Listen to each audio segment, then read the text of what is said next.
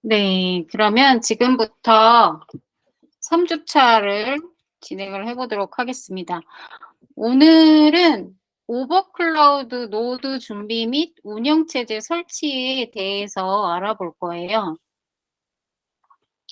지난번에 레포 서버하고 언더클라우드 구성까지는 다들 하고 오셨겠죠? 그죠? 다 됐겠죠? 그리고 제가 이 자료도 미리 월요일 날 전달을 해드렸어요. 그래서 가능하신 분들은 오버클라우드 노드 준비도 하고 운영체제 설치까지 해보시라고 제가 말씀을 드렸죠. 그리고 나서 저희가 다음 주에 오버클라우드 배포를 진행을 할 거고, 그리고 나면은 끝나요. 이제 배포가 다 끝나기 때문에 5월 4일부터는 기능 테스트하고 스터디 과제하는 거에 대해서 말씀을 드릴 거예요. 그래서 과제 진행한 사항들을 여러분들 그룹별로 해서 이렇게 같이 함께 논의하는 시간을 한 주 정도 더 가지면 좋겠다라는 생각을 했어요. 그래서 그런 걸 논의를 하고 이제 저희가 발표를 할 거잖아요. 그래서 발표 자료 같은 거 어떻게 만들 건지, 누가 발표할 건지 이런 것들을 좀 서로 디스커션을 한 다음에, 그러고 나서 7주차 때 공유하는 시간을 가지면 좋겠다는 생각이 들었습니다. 그래서 한 주 더 연기를 해가지고 진행을 하도록 하겠습니다.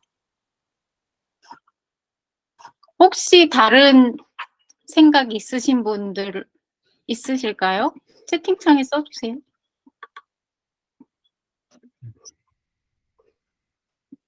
네, 없는 걸로. 그럼.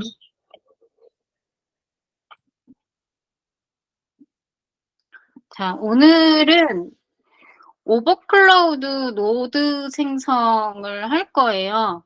근데 노드 이제 생성을 하면 이 생성한 노드를 VBMC에다가 제가 등록을 할 겁니다. 왜냐면 이제 전원을 켜야 되니까. 그래서 등록을 하고, 그 다음에 이게 되면은 오버클라우드 이미지를 설치를 해요. 그리고 이미지 설치한 다음에 네트워크를 생성을 하고, 디렉터 서버에 오버클라우드 노드를 이제 등록을 하는 과정을 거칠 겁니다. 그래서 노드가 등록이 되면 인트로스펙션이라고 하는 하드웨어 정보를 게더링하는 그런 프로세스를 거쳐서 운영체제 설치하는 것까지 진행을 해보도록 하겠습니다. 요게 이제 설치 프로세스인데, 그냥 제가 말로만 하는 것보다 그림으로 이렇게 같이 보면 조금 더 이해하는데 도움이 될 것 같아가지고 제가 또 그림으로 한번 표현을 해봤어요. 자, 여기 레포 서버가 있잖아요. 그죠? 레포 서버 안에는 저희가 뭐를 여기다가 넣어놨냐면 오픈 스택 설치를 하기 위한 패키지 파일들을 여기 다 넣어놨어요. 그죠? 레파지토리라고 하는 곳에다가 패키지들을 전부 다운로드를 받아가지고 여기다가 넣어놨고, 그 다음에 이제 오픈 스택 서비스를 배포하기 위한 그런 컨테이너 이미지를 여기다가 또 다운을 받아가지고 넣어놨습니다. 그래서 저희가 배포를 할 때, 설치를 할 때 여기 있는 파일을 가지고서 이제 설치를 할 거예요. 자, 그리고 디렉터 노드 저희가 설치를 했잖아요. 지난 시간에. 이 디렉터 노드에는 오픈 스택이 설치가 된다고 했어요. 배포를 하기 위한 그런 오픈 스택이 여기에 설치가 되고, 그리고 제가 오늘 이미지 설치를 할 거예요. 그러면 이미지 설치를 하게 되면 여기 이제 레드의 그 ISO 파일이 여기에 딱 올라가요. 배포를 하기 위한. 그래서 운영체제 설치를 할 수 있는 그런 ISO 파일이 여기에 올라가는 상태까지 이제 되는 거죠. 그러면 저희가 이거를 이용을 해서 배포 네트워크를 타고서 언더클라우드 노드에다가 OS를 설치를 하게 되는 거죠. 그래서 지금은 빈 깡통 노드지만 이제 요 배포 네트워크를 통해서 운영체제가 이렇게 뿅뿅뿅뿅뿅 가가지고 컨트롤러 노드에 이렇게 딱 설치가 되면은 이제 여기에 레드햇이 운영체제가 설치가 되는 거가 되겠죠.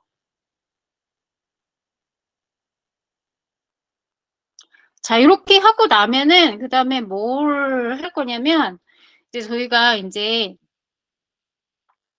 운영체제 설치를 할 때 사전에 야물 파일을 만들 거예요. 그래서 오버클라우드 이제 노드에 레포 서버에 이제 뭐 컨테이너 이미지가 여기에 있잖아요. 그래서 이 컨테이너 이미지를 통해서 이 이미지를 배포 노드, 배포 네트워크를 통해서 이렇게 이제 컨트롤 노드에다가 설치하는 방식으로 배포가 되는 거죠. 그래서 이런 식으로 해서 오픈 스택이 설치가 됩니다. 배포 노드를 통해서 전부 다.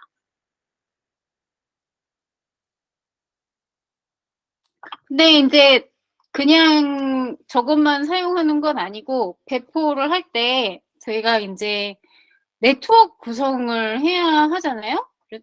그래서 네트워크 구성도를 미리 저희가 사전에 설계를 했어요. 그래서 이 네트워크 구성도 좀 여러분들이 보기 쉽게, 이해하기 쉽게 제가 이것도 그림으로 한번 표현을 해봤거든요. 컨트롤러 노드가 있죠. 그리고 컴퓨터 노드가 있어요. 그리고 각각 이 네트워크 포트들이 여기 이렇게 서버에 보면 뒤에 이렇게 달려 있겠죠. 그러면 하나는 이제 배포 네트워크로 사용을 할 거니까 이렇게 제가 노란색으로 연결을 해줬고, 이 컨트롤러 노드는 IP는 뭐를 가질 거고 컴퓨터 노드는 몇 번째 IP를 가질 거다라고 이렇게 썼어요. 그리고 하나를 더 써준 거는 이제 저희가 컨트롤러 노드가 지금은 한 대를 설치를 하지만 원래는 세 대를 설치를 하게 되어 있어요. 그러면 세 대를 설치를 하게 되면 제가 로드 밸런싱을 해야 되거든요. 그래서 로드 밸런싱을 하기 위한 VIP가 하나가 더 생성이 돼요. 그래서 그 VIP를 한 대일 때도 여기서는 이제 구성을 같이 해주거든요. 그래서 그 VIP를 여기다가 세팅을 해줍니다. 프로비저닝에. 인터널 API도 마찬가지예요. 인터널 API는 몇 번째 역을 쓸 거고, 컴퓨터 노드에는 어떤 IP를 줄 거고, 그 다음에 인터널 API에서 사용하는 VIP는 어떤 걸 쓸 거다라고 이렇게 정의를 해줍니다. 익스터널도 마찬가지고요. 그 다음에 테넌트 네트워크는 IP만 주면 돼요. 얘는 VIP가 필요 없어요. 그리고 스토리지 에도 IP를 줍니다. 그래서 여기에 있는 이런 구성 정보들을 저희가 이제 사전에 YAML 파일로 다 작성을 해야 돼요. 그러면 오버클라우드 노드를 한번 생성을 해볼게요.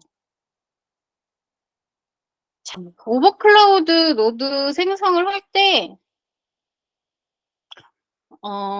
여기 지금 보면 CPU에 그 KVM을 저희가 써야 되잖아요. KVM을 써야 되기 때문에 그 CPU를 호스트 패스스루라고 이렇게 써주면 KVM을 그대로 쓸 수 있어요. 그래서 요것만 해주시면 돼요. 다른 거는 특별히 하실 건 없을 것 같아요.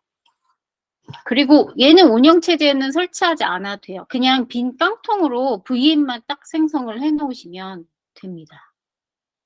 왜냐면 운영체제 설치는 누가 하냐면 디렉터에서 해요. 디렉터 노드에서 이제 오픈스택 명령어를 통해서 운영체제 설치를 할 거기 때문에 여기서는 굳이 할 필요가 없어요.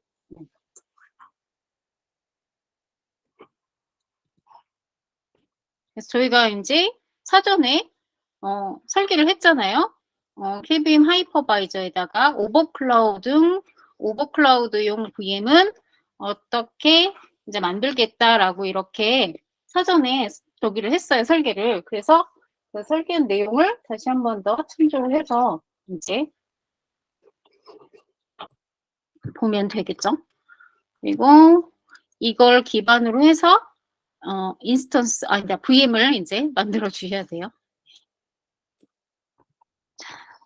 VM을 만들면 이렇게 VBMC 명령으로 해가지고 이렇게 등록을 해요. 그리고 리스트를 하면은 볼 수가 있죠. 제가 여러분들한테 화면 보여드리려고 어떻게 했냐면 되게 기가 막힌 방법을 연구를 했습니다. 지금 잠시 기다려 보세요.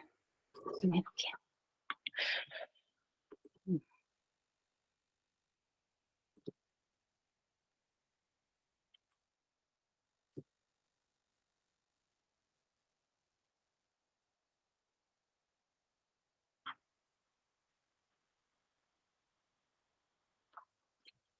화면 보이시죠? 네, 보입니다. 요 화면도 보이세요? 원격 데스크탑 화면? 네, 보입니다. 좋아요.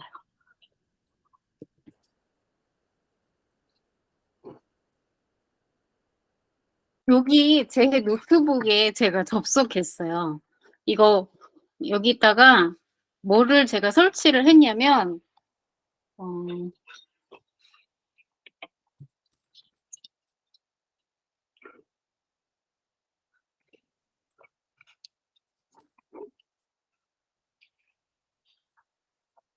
여기 디렉터지? 그렇지.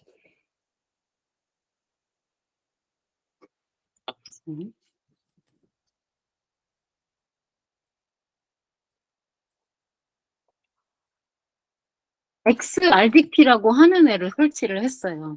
XRDP를 설치를 하면 그 윈도우 저희 데스크탑 이렇게 원격으로 이렇게 접속하잖아요. 그것처럼 사용을 할 수가 있어요. 그래서 3389 포트가 열려가지고 이거를 원격에서 이렇게 접속을 해가지고 쓸 수가 있더라고요. 그리고 이 구글 미트가 보니까 리눅스에서만 이 전체 화면 공유가 안 되고 이 맥이랑 윈도우에서는 전체 화면 공유가 잘 되더라고요. 그래가지고 제가 화면을 보여드리려고 제가 맥북을 하나 가지고 있었거든요.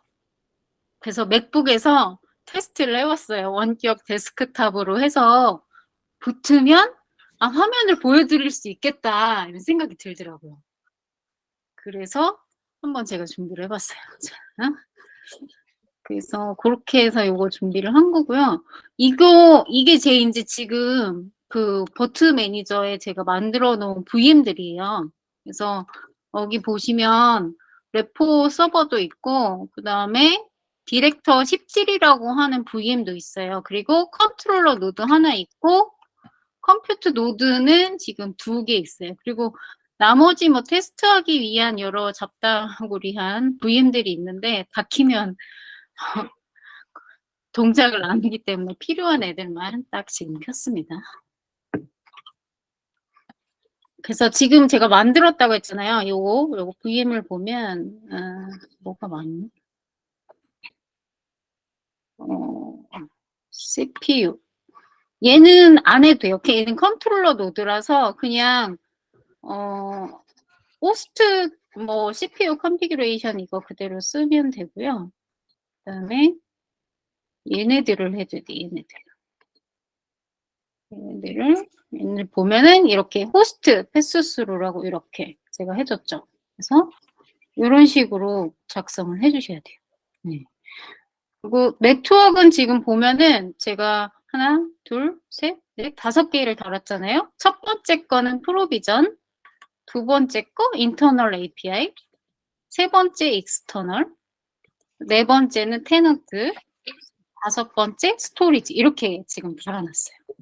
네, 이렇게 달아놨고 얘는 그때 제가 여기서 큐모하고 KVM 클릭을 한 다음에 에디트에서 커넥션 디테일을 누르면 요 버추얼 네트워크라고 하는 탭이 있어요. 요 클릭을 하면은 여기서 생성을 할 수가 있어요. 여기서 익스터널, 인터널 API, 프로비전, 스토리지, 테넌트 이렇게 해가지고 생성을 하면 돼요.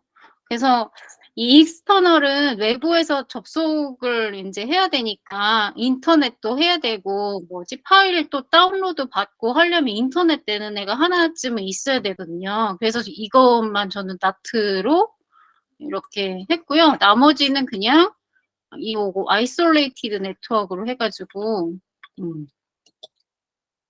구성을 했어요. 그래서 요거 만들 때 여기 밑에 보면 플러스 버튼이 있잖아요. 요 플러스 버튼을 클릭을 하면 이렇게 네트워크 만드는 창이 뜨거든요. 그럼 이름을 이제 목적에 맞게 써주는 거죠. 여기다가 예를 들어서 뭘로 해보지? 뭐 스토리지 뭐 이런 식으로 해가지고 모드는 아이솔레이티드 이걸로 해서 한 다음에 여기다가 IP를 이제 설정을 해줘야 되거든요. 그러면 내가 쓰고자 하는 IP 이거 안 쓸 거다 나는. 그러면은 뭐 예를 들면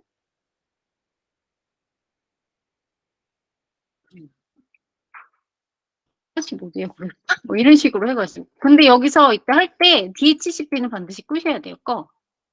이네이블을 해제. 이렇게 하고서 피니시 하고 하면 이제 만들어져요. 이미 쓰고 있다네.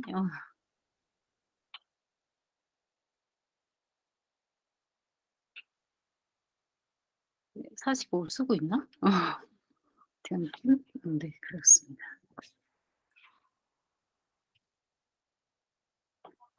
아, 이름을 이렇게 써볼까? 야, 이미 쓰고 있어서 안 되네. 네. 그래서 만들면 이렇게 다 만들어져요. 네.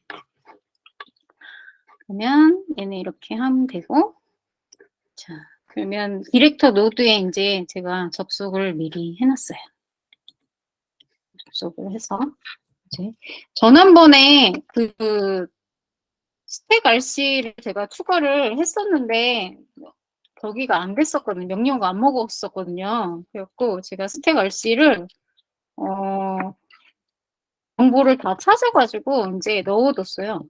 그랬더니 넣어둬가지고 이제 잘 먹거든요. 자,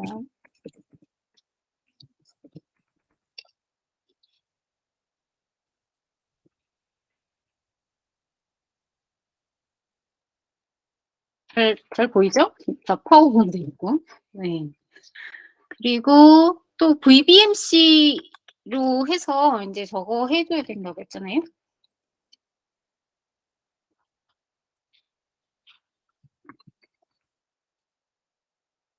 VBMC 하면 이렇게 지금 여기 보시면 이름이 컨트롤 01, CN01, CN02 이렇게 써져 있잖아요. 이게 그 아까 전에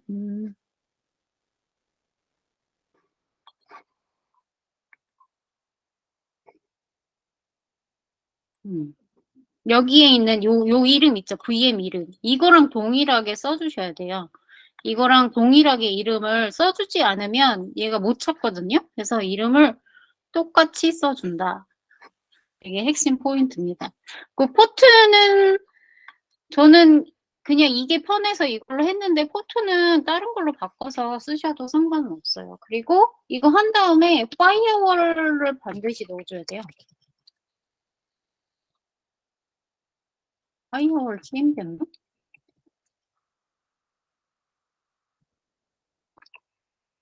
돈을 넣어줘야 돼. 이 리포트 존에다가 반드시 이 포트 여기서 만든 거 있잖아요. 이 포트들을 여기다 이렇게 넣어주셔야 돼요. UDP로 해가지고. 그래서 이게 또 중요합니다. 이거를 안 넣으시면 또 통신이 안 되더라고요.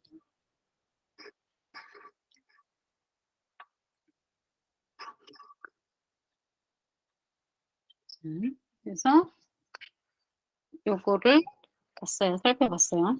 그리고 이제 추가하실 때 포트 넣으시고 그 다음에 로그인 할 때 사용할 계정명 있잖아요. 유저네임으로 해서 어드민, 패스워드는 저는 그냥 패스워드라고 했어요.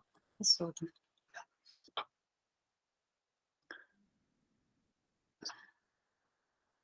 이렇게 해서 파이어월 CMD로 해가지고 애드포트 해서 이 리포트 존에다가 반드시 이거를 다 포트를 여기다가 넣어주셔야 돼요. UDP 포트를.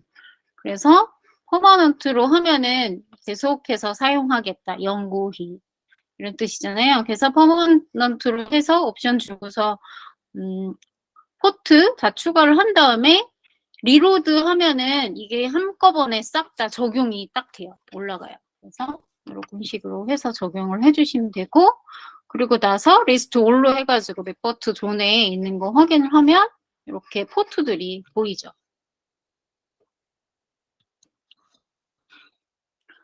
그래서 요거를 이제 디렉터 노드에 들어가서 IPMI 툴로 해가지고 요거를 테스트를 해볼 수가 있어요. 그래서 이게 기록 저는 이거 못 외우겠더라고요. 이거 카피 앤 페이스트 해야 돼요.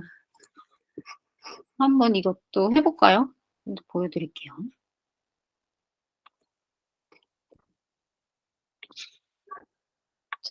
이 디렉터 노드에 가서 보는 거지. 못 외워가지고 여기다가 써놨어요.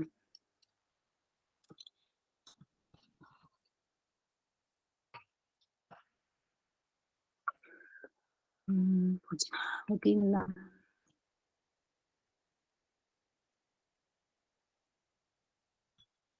이거 쉘 스크립트로 해가지고 그 시스템 점검하는 거 제가 짜놓은 거거든요.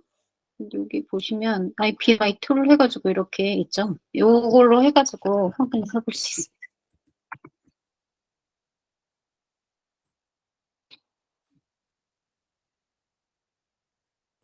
그래서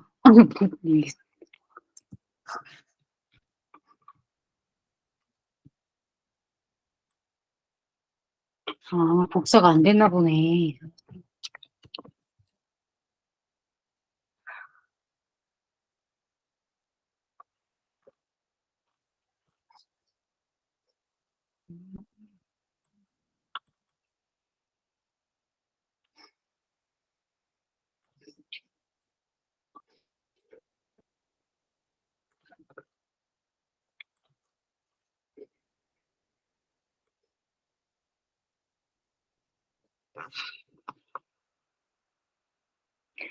왜 이렇게 명령어들이 길은지.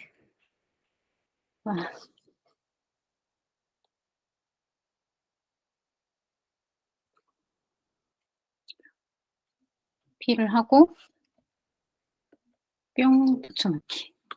그러면 붙었겠죠? 예, 붙었다. 이제 붙었어요. 그러면 여기에 $i를 이제 수정을 해야겠죠. 6450 하고 엔터. 됐다. 그다음에 1번도 한번 해볼게요. 1번. 1번도 해봐야지. 6451. 잘 보인다.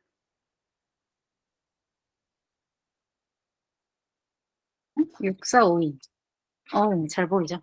이렇게 보여야 돼요. 이게 잘 보여야지 저희가 이제 배포를 할 수가 있습니다.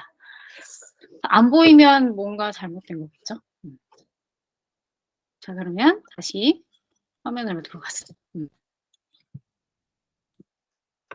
자, 이제 이미지 설치를 해요. 이미지. 오버클라우드 이미지는 어디 들었냐면 레포 서버에 들어있어요. 패키지로. 패키지로 해서 레포 서버에 들어있는 걸 이제 오픈 스택 명령어는 아니고 요 DNF 인스톨 명령어로 해가지고 이 패키지에 있는 걸 설치를 해주면 이제 그 이미지가 디렉터 노드로 이렇게 뿅 가게 되죠. 네, 그래서 배포 노드에 이제 이 컨트롤러 노드에 운영체제를 설치를 한 운영체제가 여기 생성이 되는 거예요. 그래서 이걸 가지고서 이제 운영체제를 저희가 설치를 하는 거죠. 그래서 오버클라우드 이미지 설치를 할 때는 요 DNF 인스톨해서 RHOSP 디렉터 이미지스하고 X86 언더바 64로 제가 설치를 했거든요. 그래서 이거는 기존에 원래 하던 이미지였고 요새 요번에 이제 17 오면서 디폴트로 UEFI 모드로 구성되어 있는 이미지가 설치가 되도록 되어 있어요. 그래서 요즘 나오는 대부분의 서버가 전부 다 UEFI 모드를 지원을 하거든요. 그래서 X86 모드는 잘 지원을 안 하더라고요. 그래서 회사에서도 이렇게 UEFI 모드를 디폴트로 지원을 하게끔 바뀐 게 아닌가 하는 생각이 들더라고요. 그리고 지난번에 그 암 서버에서 안 되냐고 이렇게 물어보신 분들 계시잖아요. 제가 그래서 세미나 끝나고 암 서버도 좀 찾아봤거든요. 암 서버는 리눅스만 되더라고요. 리눅스는 암 서버용 리눅스가 별도로 있어요. 렐이. 근데 별도로 있는데 이 그 오픈스택 설치 패키지나 이런 것들을 찾아보니까 X86만 있고 암 서버용은 따로 안 보이더라고요. 그래서 혹시 그러면 커뮤니티 버전에서 된다 또 하셔가지고 제가 CentOS도 또 들어가가지고 찾아봤거든요. 근데 CentOS에서도 X86은 그 패키지 리스트가 보이는데 암 서버는 안 보이더라고요. 그래서 아마 암 서버는 우분투에서만 되는 게 아닌가 하는 생각이 들어요. 제 생각에는. 그래서 렐은 암이 아직 동의 안 된다고 생각을 했는지 그래서 안 만드는 건지 그것까지 모르겠어요. 얘는 돈 돼야지 꼭 만들더라고요. 그래서 그렇습니다. 그래서 요거 설치를 하면은 이제 이 설치된 파일이 어디에 이제 생성이 되냐면 USR 쉐어의 RHOSP 디렉터 이미지스 이 안에 이제 생성이 돼요. 파일들이 이제 설치가 되어서 이 안에 이제 타르 파일로 구성이 되어 있거든요. 그래서 요것들을 이미지스 폴더 안에다가 압축 해제를 해줘요. 풀어줘요. 그리고 나서 여기에 풀린 이미지를 이제 오버클라우드 이미지 업로드라고 하는 이 명령어를 이용을 해서 이제 설치를 할 때 사용을 할 수 있도록 등록을 해주는 거죠. 그러면 이 등록된 이미지를 어디서 볼 수 있냐? 이 아이로닉의 이미지스라고 하는 폴더랑 http 부트라고 하는 이 디렉토리에서 업로드된 이미지를 확인을 할 수가 있습니다. 요것도 한번 볼까요?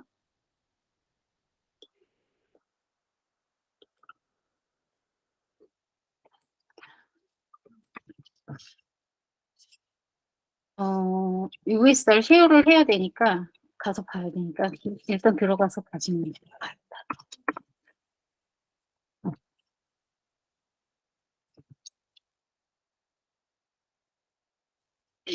잘 기억이 안 나.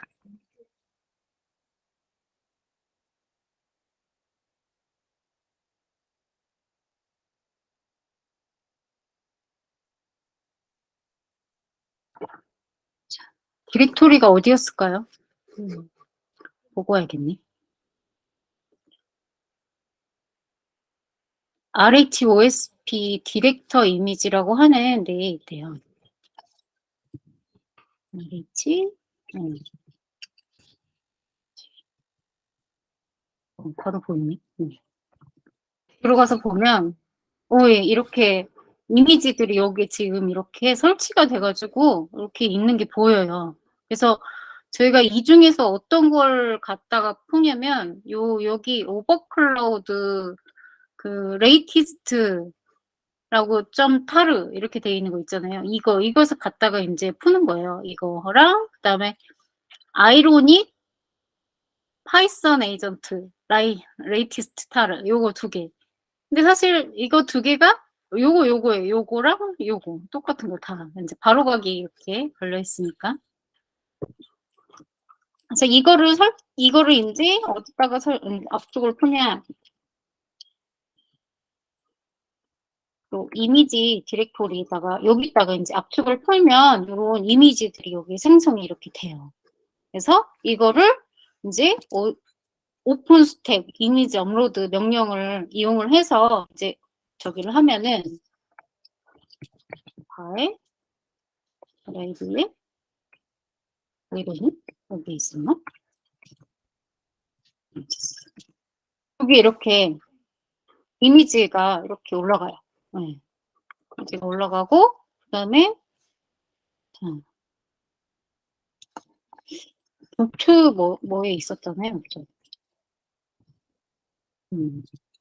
HTTP 부트. 여기 또 들어가서 보면 이렇게 여기 지금 에이전트 뭐 커널하고 램디스크 부트 IPX 뭐 이런 것들이 인트로스펙트 IPX 이런 것들이 지금 이렇게 올라가서 존재를 합니다. 그래서 이런 것들이 있어야 돼요. 그래서 이런 것들이 잘 올라갔는지 확인을 이제 해주는 거죠.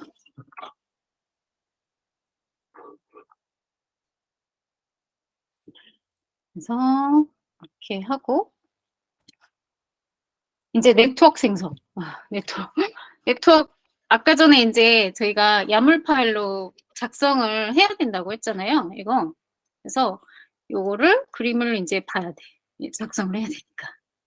그래서 제가 템플릿도 미리 다 만들어 가지고 공유를 제가 해놨어요. 제 블로그에다가. 그래서 그거 다운 받으셔 가지고 IP라든가 이런 것들만 수정을 해서 사용을 하시면 돼요. 이거 또 닫히려면 힘드니까. 그래서 이거 타르 파일 푸는 방법까지 제가 여기다가 친절하게 이렇게 안내해 놨죠. 그래서 이거 가져가서 쓰시면 되고, 그다음에 요거를 이제 템플릿을 풀 때 그냥 아무것도 없는 깨끗한 곳이다 그러면 그냥 풀어서 쓰셔도 되고요. 좀 나는 공부도 좀 해봐야겠다. 그러면 템프로 해가지고 하나를 만들어서 이 안에다가 압축을 푸세요. 그러면 이제 여기 안에 들어있는 것들을 하나씩 하나씩 카피해가면서 이렇게 복사해가지고 환경 설정 파일들을 보면서 이렇게 구축을 해보면 더 조금 더 의미가 있겠죠.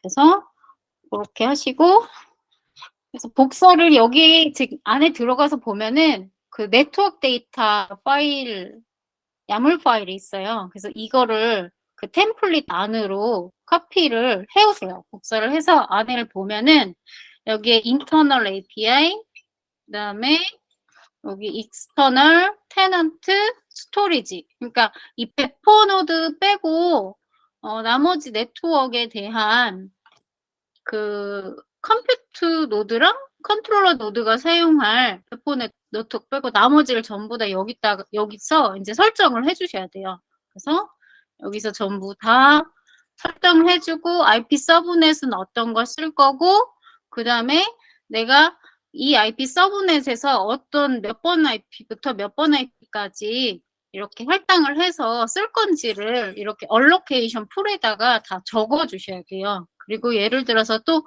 VLAN을 만약에 사용한다고 하면은 VLAN 번호도 여기다가 적어 주시고. 그래서 이렇게 해서 전부 다 세팅을 해주시고 나면은 이제 오버클라우드 네트워크를 생성하기 위한 첫 번째 파일이 이제 완성이 된 겁니다. 네.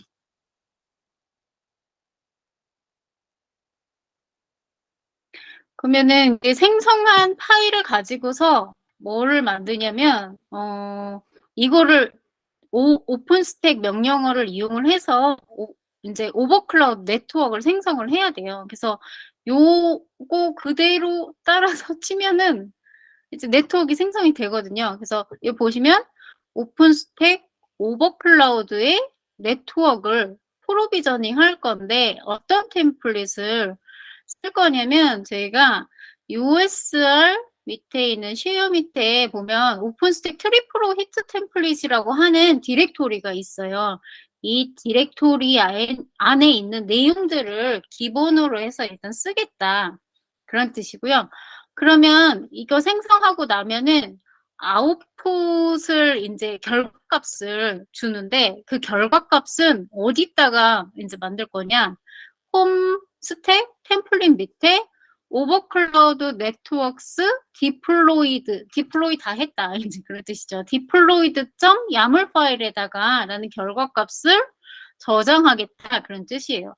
그래서 어떤 걸 이용을 해서 우리가 방금 만든 홈 스택의 템플릿 밑에 있는 네트워크 데이터 야물 파일을 이용을 해서 만들겠다 그런 뜻입니다. 그래서 요 명령어를 수행을 하고 나면 이런 것들을 이제 저희가 확인을 해볼 수 있어요. 네트워크 리스트하고 서브넷 리스트하고 뭐 네트워크 쇼 해가지고 뭐 이런 것 쭉 다 볼 수 있습니다. 그럼 한번 여기서도 볼까요?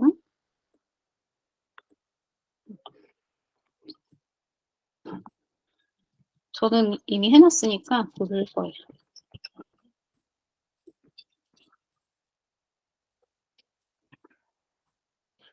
네트워크 리스트 하면은 이렇게 네트워크가 생성이 돼서 external 스토리지, 그다음에 CTL 플레인 원래 있었던 거고요. 테넌트, 인터널 API, OVN 맥도 원래 있었어요. 그래서 이런 것들이 여기에 이렇게 생성이 되어야 돼요. 그리고 이거는 스텝 서브넷 리스트 하면은 이제 아까 뭘 잘못 쳤나? 잘못 쳤네. 네.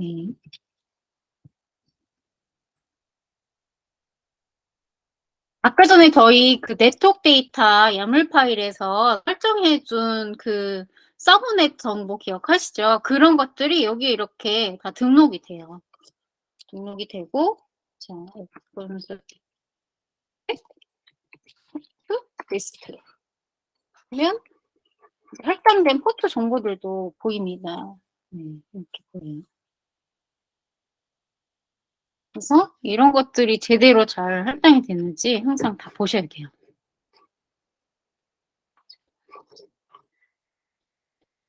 그리고 이번에는 이제 VIP 생성을 해요. VIP. VIP도 아까 이제 복사해 놓은 그 압축을 풀은 곳에서 VIP 언더바 데이터라고 하는 야물 파일을 복사를 해오세요. 해와서 안에 내용을 보면은 제가 앞에서 그림을 그렸잖아요. 설계를 했을 때 어떤 대역에 IP를 VIP로 쓰겠다라고 이미 만들어줬어요, 제가. 그래서 거기에 있는 IP를 여기다가 나열을 해주는 거예요. 오버클라우드에서 쓸 건데 익스터널 네트워크 대역에서는 EIP를 VIP로 쓸 거고 인터널 API 대역에서는 요거를 VIP로 쓸 거고 그 다음에 CTL 플랜이 배포거든요. 배포 네트워크. 그래서 배포 네트워크로는 이걸 쓸 거다라고 해서 이렇게 정의를 해주고 얘도 똑같이 이제 얘는 딱 한 글자 틀리네요. 한 글자. 오픈스택 오버클라우드 네트워크인데 뭐를 생성을 하는 거냐면 VIP를 프로비저닝 생성할 거야 라고 명령을 쳐주고 템플릿은 동일한 걸 쓸 거예요. 그리고 스택은 오버클라우드를 저희가 항상 써요. 이거는 그냥 정해진 룰이니까 이거는 그냥 그대로 따라 쓰시면 돼요. 난 바꾸고 싶은데 바꾸지 마세요. 바꾸면 배포가 안 돼. 이상 어디서 꼬여. 하지 마시고 그냥 룰이다. 암묵적인 룰이니까 그냥 쓰시면 되겠어요. 아웃풋은 이번에는 오버클라우드 VIP 디플로이드 야물에다가 넣을 거예요. 그래서 여기다가 넣고 그리고 방금 전에 만든 이 홈스택에 있는 템플릿 안에 있는 VIP 데이터 야물을 이용을 해서 이제 VIP를 생성을 하겠다 그런 뜻입니다. 그래서 생성이 되면 이 오픈스택 포트 리스트를 통해서 이 VIP 정보도 저희가 확인을 할 수가 있어요. 아까 전에 봤으니까 이건 넘어갈게요. 이렇게 하고 나면은 이제 오버클라우드 노드를 등록을 할 때가 왔어요. 이제 오버클라우드 노드는 이제 저는 주로 버트 매니저 띄워가지고 그냥 바로 보고 카피 앤 페이스트 해서 사용할 때도 있고요.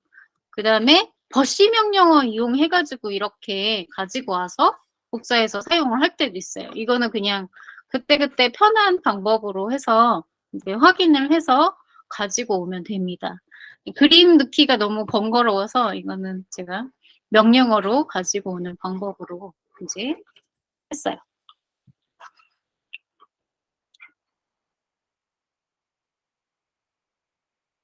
여기서 가지고 올 때 중요한 거 프로비저닝용 네트워크에 있는 이 맥 주소를 가지고 와야 돼요. 나머지는 갖고 오면 안 돼요.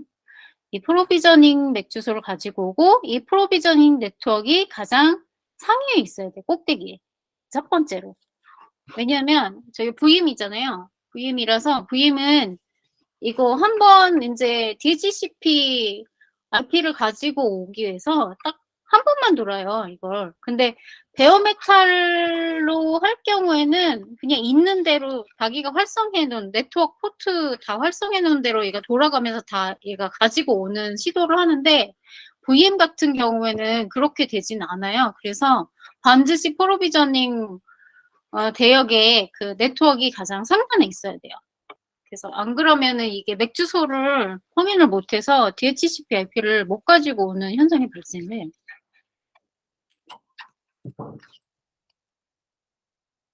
자, 아까 가지고 오는 맥을 이용을 해서 이제 nodes.yaml이라고 하는 애를 만들 거예요. 그래서 요거는 뭐냐면 저희가 IPMI를 사용을 해서 그 전원을 킬 거잖아요. 그거를 여기다가 등록을 해준다고 생각을 하시면 돼요. 그래서 저희는 VM을 썼으니까 여기다가 VM에 대한 그 호스트 IP 주소를 여기다가 써줘요. 근데 호스트가 이제 저희가 이거 가상으로 만든 가상 네트워크잖아요. 그래서 호스트의 게이트웨이 IP가 생성이 돼서 박혀 있거든요. 그래서 여기는 게이트웨이 IP를 넣어주시면 돼요. 넣어주고 그 다음에 아까 전에 등록했던 포트 있죠. 포트를 롤에 맞게 이렇게 넣어주는 거죠. 넣고 그 다음에 계정 이름 넣어주고 패스워드 넣어주고.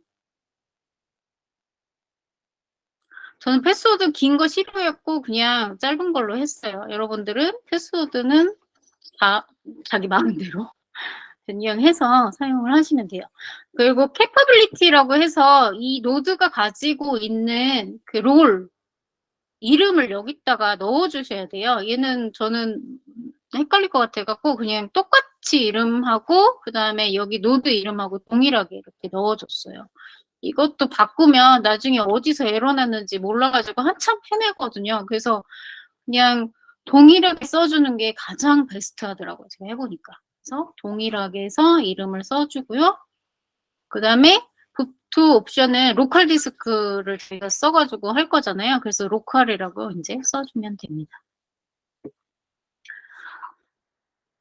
그래서 컨트롤러 노드 등록하고 컴퓨트 노드 등록하고 네, 이렇게 하면 되죠. 아까 전에 그때 뭐지? 어떤 분이 뭐 컨트롤러 노드랑 컴퓨트 노드 더 추가해서 배포해보고 싶은데 어떻게 하나요? 라고 물어보신 분 계시거든요. 어떻게 하냐면 여기다가 노드에다가 배포하고자 하는 노드 정보를 여기다 다 일단 넣어주셔야 돼요. 그래서 지금은 하나만 넣는데 우리가 예를 들어서 컨트롤러 노드를 세대를 구성을 할 거다. 그러면 컨트롤러 0번에 대한 정보, 1번에 대한 정보, 2번에 대한 정보를 여기다가 싹 다 넣어주시고 컴퓨트 노드도 그 관련한 정보를 여기다가 싹 다 집어넣어 주셔야 돼요. 그리고 나서 이거를 오버클라우드 노드로 등록을 해주면 됩니다. 그래서 등록을 할 때는 이 오픈스택 오버클라우드 노드 임포트라고 하는 이 명령어를 이용을 해서 아까 전에 만든 node.yaml 파일로 해서 이렇게 등록을 하면 이렇게 베어메탈 노드 리스트 이렇게 명령을 치면은 이렇게 등록된 걸 볼 수가 있어요. 근데 이제 처음에 등록했을 때는 이렇게 여기 프로비저닝 스테이터스가 매니지어블이라고 이렇게 써 있어요. 이거 관리할 수 있는 그런 모드라는 뜻이거든요. 그래서 반드시 이걸로 돼 있어야 돼요. 이게 이상한 거, 에러 이런 거 돼 있으면 안 되겠죠. 그래서 요렇게 되어 있는 상태에서 이제 오버클라우드 노드 인트로스펙션을 해야 돼요. 이거를 수행을 하는데 이건 뭘 하는 거냐면 저희가 이 디렉터가 오버클라우드 노드를 관리하는 역할을 하잖아요. 그래서 이 하드웨어 스펙 정보를 다 이렇게 개더링을 해요. 그래서 전부 다 수집을 해가지고 얘는 CPU를 뭐 쓰고 그 다음에 메모리는 얼마나 가지고 있고 네트워크 디바이스는 어떤 것들이 있는지 뭐 이런 것들을 전부 다 가지고 있어요. 그리고 디스크는 몇 개가 달렸고 뭐 몇 기가 있는지 뭐 이런 것들을 전부 다 수집을 하거든요. 그래서 그런 정보를 수집을 하는 걸 이제 인트로스펙션이라고 해요. 그래서 오픈 스택 오버클라우드 노드 인트로스펙트 해서 모든 매니지어블로 되어 있는 애들을 인트로스펙트 하겠다. 그런 뜻입니다. 그래서 요 명령, 요 옵션을 넣어주시고, 그 다음에 프로바이드 옵션을 넣어주셔야 돼요. 그래서 이렇게 해서 딱 엔터를 치면 무슨 이렇게 앤서블 로고 같은 게 막 쭉쭉 뜨면서 이제 인투 스펙트가 될 거예요. 그래서 요거가 될 동안은 VM 화면을 항상 이렇게 열어서 인트로 스펙션 잘 되는지 확인을 하셔야 돼요. 그래서 보고 있어야 돼요. 이거 잘 끝나면 이렇게 오픈 스택 베어 메탈 로드 리스트 하면은 이 스테이터스가 매니지어블에서 이렇게 available로 이렇게 변경이 돼요. 활용 가능하다. 그래서 이렇게 된 상태에서 저희가 이제 운영체제 설치를 해야 됩니다. 조금 있다. 그러면 이제 설치를 해볼까요? 자, 설치하는데 또 해야 돼. 네트워크 구성 정보를 또 야물 파일로 제가 또 사전에 작성을 해야 돼. 그림 자주 보네. 그죠? 병들겠다, 그림. 요번에는 어떤 걸 우리가 배포를 할 건지, 어떤 노드에다가 운영체제를 설치할 건지 이런 정보를 넣어주는 작업을 해야 돼요. 그래서 자, 이 다운로드 받은 템플릿 파일에서 오버클라우드 베어메탈 디플로이 야물이라고 하는 파일이 있어요. 이거를 복사를 해오세요. 템플릿스 안에다가. 그래서 복사를 해서 넣고 이걸 열어서 보세요. 열어서 보면은 이런 내용들이 있을 거예요. 그래서 컨트롤러 노드는 한 대에 저희가 설치를 할 거잖아요. 그래서 한 대라고 쓰시고요. 그 다음에 여기는 네트워크 컴피그를 쓰는 부분이에요. 그래서 이 네트워크 컴피그는 저희가 또 만들 거거든요. 그래서 내가 앞으로 만들려고 하는 그 네트워크 컴피그 파일을 여기다가 이렇게 정의를 해서 넣어줘야 돼요. 대부분 그냥 이렇게 쓰니까 똑같이 이렇게 쓰고 이 경로 가서 이거를 만들어주면 되겠죠. 그리고 인스턴스라고 하는 게 이제 그 오버클라우드 노드를 의미를 하는 거예요. 그래서 오버클라우드 노드 정보를 여기다가 써주셔야 돼요. 그래서 가장 먼저 우리가 뭘 할 거냐면 컨트롤러 노드를 저희가 설치를 할 거잖아요. 그래서 여기 호스트 네임에 보면은 CTRL01이라고 제가 써놨어요. 요거는 호스트명이에요. 호스트명. 그래서 이름이고 네임은 뭐냐면 그 저희가 아까 오버클라우드 노드 등록할 때 넣어줬던 그 이름 있죠? 예. 그 이름을 여기다가 넣어주셔야 돼요. 그래야지 찾을 수 있거든요. 디렉터가. 그래서 이걸 넣고 네트워크 정보를 여기다가 싹 다 입력을 해주셔야 돼요. 그래서 배포 노드는 VIP를 쓸 거고 얘는 픽스드 IP를 몇 번을 쓸 거다라고 정의를 해주시고 인터널 API는 서브넷을 어떤 걸 쓸 거고 픽스드 IP는 뭐를 쓸 거다. 그래서 이런 것들을 정의를 여기서 전부 다 해주셔야 돼요. 이번엔 컴퓨트 노드. 자, 컴퓨트 노드는 우리가 2대 설치할 거잖아요. 그러니까 2대에 대한 정의를 여기다가 똑같이 이제 컨트롤러 노드처럼 동일하게 여기다가 적어주세요. 이거는 이렇게 가서 이렇게 보시는 거예요. 알겠죠? 이렇게. 그래서 요거를 다 정의를 해주시고 그러고 나면 이제 이건 끝났네. 자, 근데 만약에 내가 이제 노드를 여러 개 하고 싶다. 그러면 여기다가 컨트롤러 노드는 카운트를 3이라고 써주고 여기에 인스턴스에 추가되는 그 컨트롤러 정보도 다 넣어주셔야 돼요. 그리고 컴퓨트 노드도 여기서 2대 했는데 5대 설치하겠다. 그럼 관련된 정보를 여기 밑에다가 다 넣어주셔야 돼요. 싹 다. 그리고 나서 이번에는 이제 controller.j2라고 하는 네트워크 정의 파일을 한번 만들어 볼게요. 이것도 복사를 해서 가지고 와서 이제 봐요. 보면은 자, 여기 보면은 저희가 첫 번째 네트워크는 어떤 용도로 쓸 거고, 두 번째 네트워크는 무슨 용도로 쓸 거고, 세 번째는 어떤 걸로 쓸 거고, 네 번째는 어떤 걸로 쓰겠다라고 이미 정의를 해놨잖아요. 그래서 그대로 만들어주면 돼요. 첫 번째 닉은 저희가 배포 노드로 쓸 거라고 했잖아요. 그래서 배포용에서 가지고 오는 이게 진자투 파일이에요. 그래서 이미 사전에 이런 변수들이 이미 다 정의가 되어 있어요. 그 템플릿, 그 USR, 쉐어 밑에 그 오픈스택, 트리플로, 히트 템플릿 그 안에 들어가서 보면은 어딘가에 이런 이런 함수들이, 이런 변수들이 전부 다 정의가 되어 있거든요. 그래서 그 정의되어 있는 변수를 저희가 가져다가 여기서 쓰는 거예요. 그래서 그 정의되어 있는 변수는 나는 뭔지 모르잖아요. 그래서 그냥 제공해주는 거 보고서 이렇게 쓰시는 게 가장 좋습니다. 그래서 CTL 플랜 MTU 넣고, DNS는 CTL 플랜 DNS 네임 서버스 이거 넣고, 도메인은 DNS 서치 도메인이라고 하는 걸로 이렇게 정의가 되어 있어요. 이거 넣어주고, 라우트는 CTL 플랜 호스트 라우트라고 하는 이 이름으로 정의가 되어 있습니다. 어드레스는 IP를 저희가 이제 여기다가 세팅을 해줘야 되잖아요. 그래서 CTL 플랜 IP랑 서브넷 24 있잖아요. 그거 CIDI를 여기다가 이렇게 넣어주셔야 돼요. 그래서 이렇게 넣으면은 IP까지 세팅이 돼요. 그래서 여기 포맷이에요. 포맷.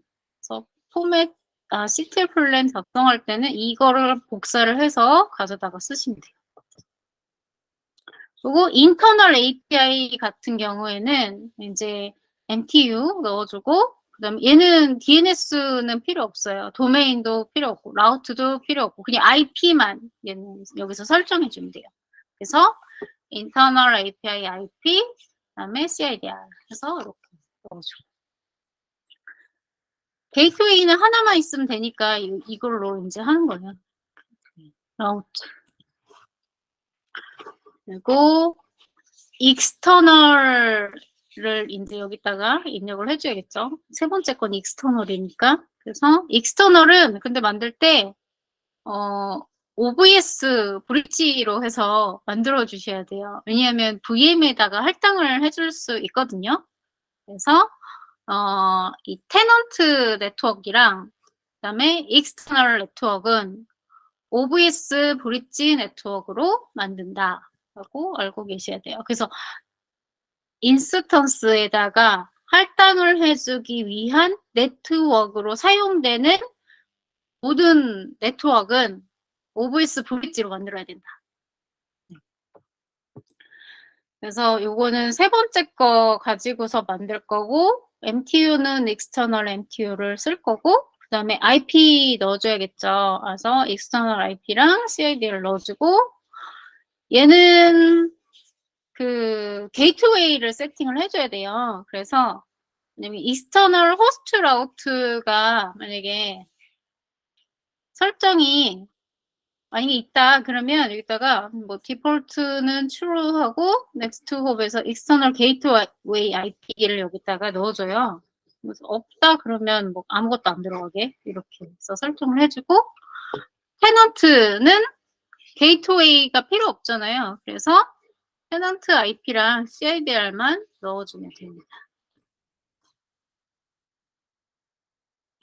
마지막으로 스토리지. 스토리지도 아까 인터널 API 했던 것처럼 약간 심플하게 이렇게 등록을 해주세요. 근데 여기 보면은 지금 우리가 닉 하나씩밖에 없네. 그죠? 본드에 대한 것도 있어요. 본드에 대한 것도 있는데 이거는 제가 나중에 또 설명드릴게요. 요번엔 컴퓨트 노드도 거의 비슷해요.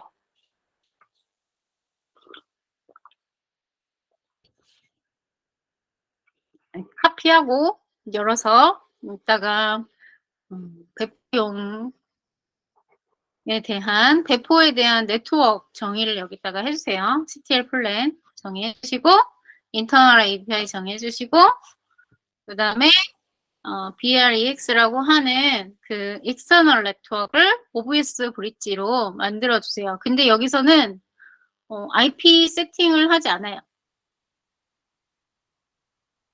그리고 테넌트는 대신 IP 세팅 해줘요. 테넌트는. 그리고 OVS 브릿지로 얘도 만들어줍니다. 마지막으로 스토리지. 또 동일하게 아까 전에 컨트롤러 노드에서 했던 것처럼 동일하게 만들어주고 빠져나오면 되겠습니다. 이렇게 다 하고 나서 이제 이 오픈스택 오버클라우드 노드 프로비저닝이라고 하는 이제 노드를에다가 드디어 운영체제 설치를 이제 할 수 있게 되었어요. 노드 프로비저닝 명령어를 이용을 해서 이제 템플릿은 USR 쉐어 밑에 오픈스택 트리플로 히트 템플릿을 쓸 거고 스택은 오버클라우드 쓸 거예요. 그리고 네트워크 컨피그를 저희가 할 겁니다. 네트워크 컨피그를 할 거고 아웃풋 결과 파일은 여기 오버클라우드 베어메탈 디플로이드라고 하는 야물 파일에 저장을 할 거예요. 그리고 방금 생성한 홈스택의 템플릿에 있는 오버클라우드 베어메탈 디플로이 야물 파일을 이용을 해서 오버클라우드 노드의 운영 체제를 설치를 해줍니다. 그래서 요거 하면은 몇 분 걸렸더라? 10분 정도 걸렸던 것 같아요, 기억이. 잘 기억이 안 나, 이제 오래돼서. 네, 그래서 아무튼 좀 걸렸어요. 근데, 예전에보단 빨라진 것 같아요. 그렇게 많이 안 걸렸던 것 같아요, 제 생각에. 네. 빨라졌던 거. VM이라서 또 더 빨라요. 설정하는 게. 그렇게 오래 걸리진 않았던 것 같아요. 베어메탈 할 경우에는 조금 더 걸리겠죠. 왜냐면 걔가 이제 부팅하는데 좀 시간을 많이 잡아먹잖아요. 베어메탈은. VM은 부팅하는데 시간을 안 잡아먹기 때문에 생각보다 빠릅니다.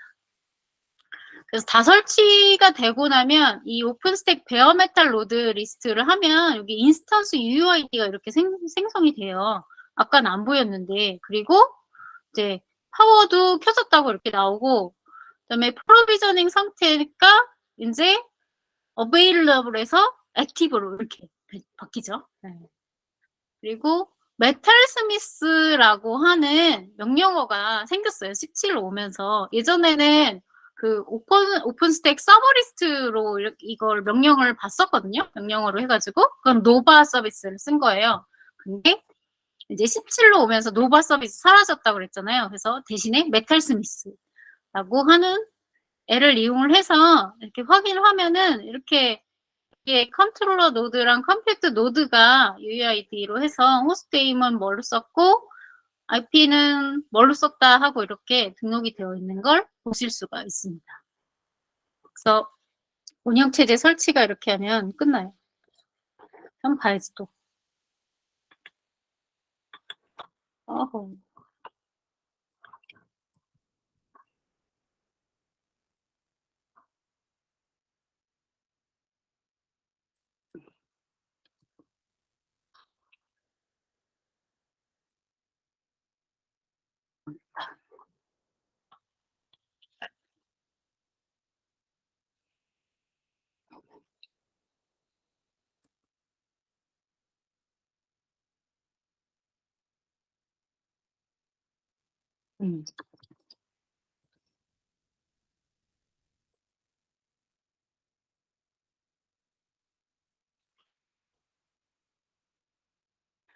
이거 하면 이제 보인다 그랬잖아요. 오픈 스택 베어메탈 로드 리스트 하면은 이렇게 프로비저닝 상태가 액티브 해서 이렇게 보이고 뭐 이렇게 보여요. 그리고 또 뭐 메탈 스미스 하면은 또 그것도 보이겠죠.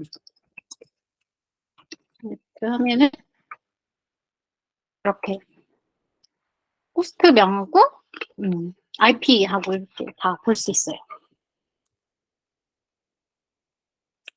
자, 근데 여기서 또 질문이 하나 있잖아요. 이거 배포 운영체 설치가 그렇게 쉽게 딱 잘 되지 않거든요. 처음 하시는 분들은. 저도 할 때 엄청 삽질 많이 했어요. 그래서 여기 제가 책에다가 그 삽질하는 방법을 여기 넣어놨는데 트러블 슈팅 한번 찾아볼까요? 몇 페이지에 있나?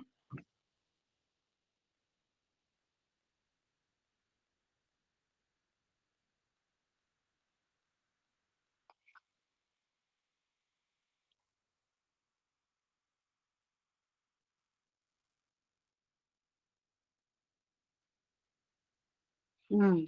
59페이지 밑에 하단에 보시면 이렇게 트러블슛이라고 해서 이렇게 써 있는 거 보이거든요. 그래서 트러블슛 해가지고 여기 보시면 60페이지에 이제 오픈 스택 그 노드 상태 보는 거 있죠. 베어메탈 로드 리스트 했는데 뭐 디플로이가 페일드 됐다 뭐 이렇게 뜰 때가 있어요. 그러면 얘를 초기화 시켜줄 수 있거든요. 그래서 여기 보시면 오픈 스택 베어메탈 노드 언디플로이 하면 얘가 초기화가 돼요. 그러면 운영체제 다시 설치할 수 있는 거죠. 네. 트러블 슈팅을 이제 어디서 잘못됐나 확인한 다음에 야물 파일 같은 거 틀렸을 수도 있잖아요. 그러면 야물 파일 수정을 한 다음에 뭐 그러고 나서 이제 다시 배포를 해보는 거죠. 배포를 또 하다 보면은 뭐 잘 안 될 때가 있어요. 그래갖고 처음부터 다시 해야 될 때, 그럴 때 있거든요. 그러면 그 밑에 보시면 이제 오픈 스택 오버클라우드 딜리트 해가지고 지금 설치되어 있는 그 뭐 네트워크랑 이런 거 다 삭제하는 명령어가 있어요. 그래서 그거를 이용을 하시면 이제 오픈 스택 설치를 하다가 잘못된 것들을 싹 다 초기화 시켜줘요. 그래서 이렇게 되면은 얘가 네트워크랑 저희 앞에서 뭐 네트워크랑 VIP랑 뭐 이런 거 생성을 했었잖아요. 이런 것도 전부 다 얘가 싹 다 삭제를 해주거든요. 지워져요. 그러면 이제 네트워크부터 뭔가 잘못됐으니까 얘가 배포하다가 잘못됐겠죠. 운영체제 설치하다가. 그죠? 그러니까 그렇게 됐을 경우에는 이제 네트워크 야물부터 다시 봐야 되는 거죠. 보고 그러고 나서 수정을 해서 다시 해보고 했는데 안 되면 다시 또 초기화하고 다시 또 해보고 뭐 이런 식으로 해서 하면 돼요. 그리고 그 밑에 거는 뭐냐면 히트 컨테이너 실행해가지고 보는 거 나와 있거든요. 요거 우리가 히트가 여기가 없어요. 지금은 보면 오픈 스택 네트워크 리스트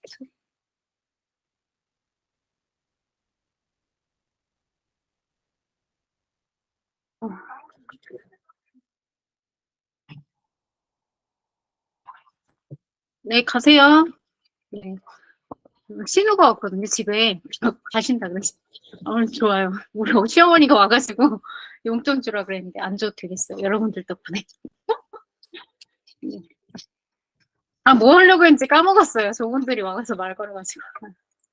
자, 양해해 주시길. 스드, 하드맨, PS, 그래. 서비스 있는지 제가 확인해 보려고 했거든요. 없죠? 하드맨 PS에서 그래프 해갖고 히트하면 나와야 되거든요? 근데 없어요. 이거 보면. 그냥 볼까? 그냥 보면 있는데 히트 관련된 건 없어요. 그래서 히트 런치를 여기서 할 수가 있어요. 요 명령어 이용을 해가지고 제가 한번 해볼게요. 오픈 트리플 O 런치 히트 플레이 홈 앱 오버클라우드 플로이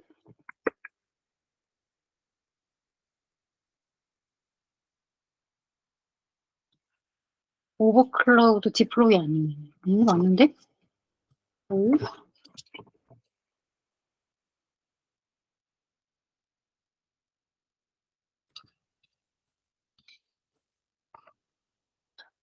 뭐 탭했는데 안 나온다 그러면 디렉터리가 없다는 뜻이에요. 그러면 없으면 실행해도 안 나올 거니까 확인을 해보고 할게요.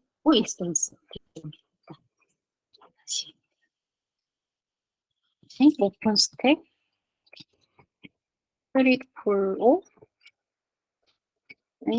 러치 스크립트 스타 디아이얼 스택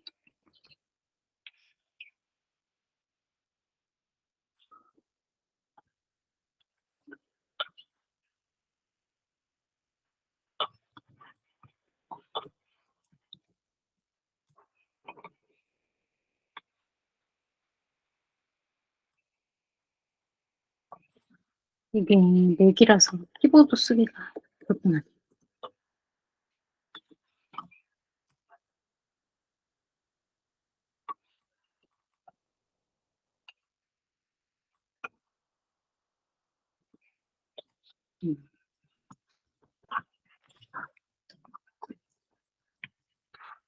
오버클라우드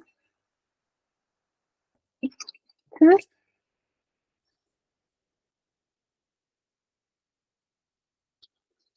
건축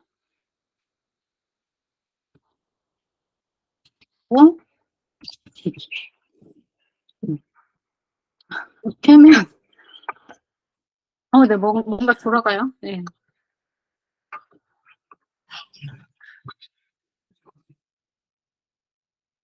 카드가 아마 이렇게 하면 올라왔을 것 같아요. 제 생각에. 한번 볼게요. 수드, 카드맨, PS, 그랩 페이지. 올라왔죠? 올라온 거 보이시죠? 여기 보면은 근데 이름이 조금 바뀌었어요. 여기 보시면 인퍼머럴이라고 하는 이름이 이제 여기 딸려서 붙어 있어요. 예전에 히트 뭐 어쩌고저쩌고 이렇게 이름이 있었는데 지금은 인퍼머럴 히트로 해가지고 이렇게 변경이 된 거예요. 이게 보이시죠? 그래서 자, 여기서 뭐를 해야 되냐면 이제 익스포트 OS 언더바 CL 클라우드는 히트 이렇게 치시고 오픈 스택 데스크톱 리스트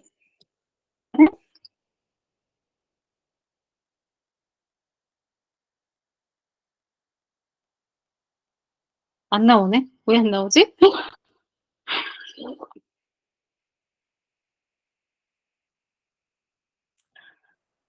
해본 지 오래돼서 이것도 좀 기억이 안 나네. 어떻게 썼나?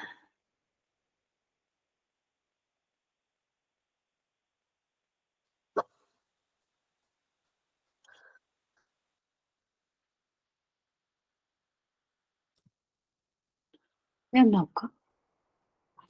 이거 제가 찾아보고 다음 시간에 알려드릴게요. 이거 꼭 이렇게 데모할 때 안 나오면 참 곤란하죠? 그죠? 자, 아무튼 이렇게 해서 아마 배포할 때는 이렇게 해보시면 분명히 될 거예요. 여러분들은 될 거라 생각을 합니다. 이렇게 해서 하면은 이제 배포까지 완성이 된 거예요. 완료가 된 거예요. 그리고 배포가 되면은 여기서 끝내지 마시고 뭐를 해야 되냐면 이제 그 컨트롤러 노드랑 컴퓨터 노드에 접속을 해서 IP랑 이런 거 잘 세팅됐는지 보셔야 돼요. 그래서 여기서 접속을 일단 할 수 있어요. SSH로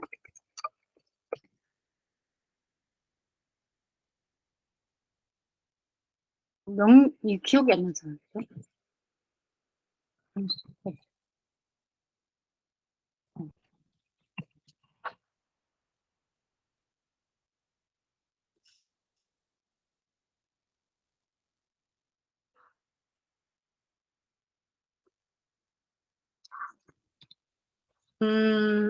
보여드리려고 하니까, 서브가 죽었나? 죽었나 봐요. 그치?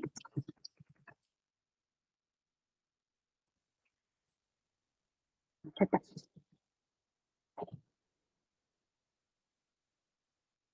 메탈 스미스 리스트로 봐야지.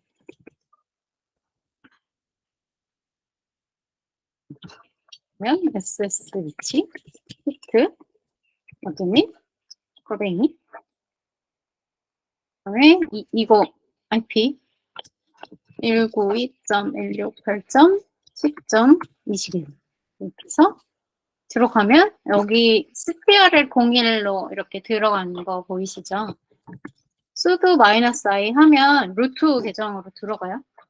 그래서 여기서 IPA라고 치면 이렇게 여기 BR 테넌트 그다음에 이 O-HM은 뭐냐면 저희가 옥타비아도 설치를 했거든요. 그래서 옥타비아 관련된 네트워크예요. 이거는 BR 인트 여기 써 있고 그다음에 제네브도 여기 있어요. 제네브.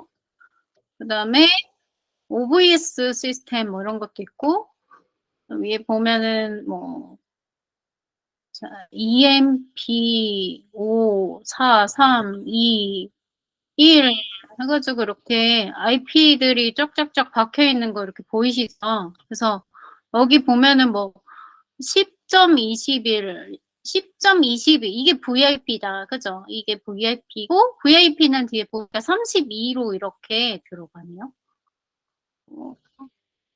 얘는 20번대니까 인터널 API네요. 그죠? 인터널 API고 인터널 API에 대한 VIP가 여기 이렇게 설정이 되었어요. 32로 해서. 그리고 얘는 익스터널 대역이잖아요. 그래서 익스터널하고 그 다음에 테넌트.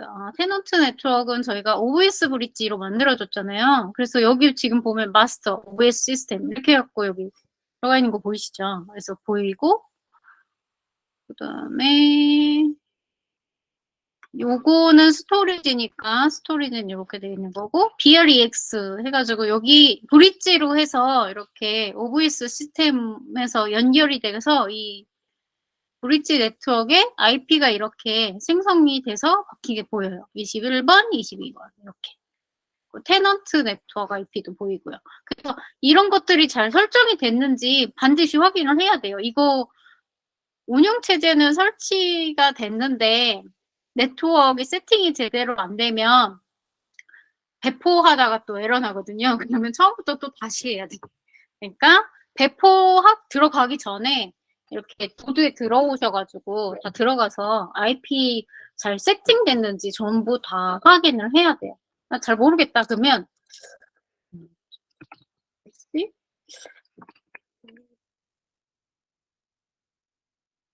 컴피인가? 여기 이 택시 밑에 OSnet config라고 하는 이 디렉토리가 있어요. 여기 들어가시면 제가 네트워크 생성할 때 그 만드는 config 파일 여기에 들어있거든요. 이렇게 config 좀 야무를 하면 이렇게 지금 여기 설정되어 있는 파일 보이시죠? 네. 요거가 제대로 세팅됐는지 여기 IP가 제대로 들어와서 박혔는지 이런 것들을 보시면 돼요. 네. 그래서 이렇게 해가지고 확인을 해보면 됩니다. 그래서 요걸 보시면 되겠습니다. 컴퓨터도 똑같으니까 컴퓨터는 굳이 들어가서 보진 않을게요. 자, 이렇게 해서 설치까지 했어요. 운영체제 설치까지. 이제 다음 시간에 뭐 할 거냐면 이거 오버클라우드 노드 프로비전까지 일단 완료를 못 하신 분들은 다 하시고 그 다음에 교재를 81페이지까지 읽어보시고 제가 또 월요일쯤 되면은 배포를 하는 방법에 대한 또 자료를 나눠드릴 거잖아요. 그러면 교재와 나눠드린 자료를 이용을 해서 배포까지 다 이제 해보시는 거죠. 오픈스택 화면을 다음 주에는 볼 수 있겠죠. 네. 그러면 제가 그 레코딩을 끄고서 디스커션 하는 시간을 좀 가져볼게요.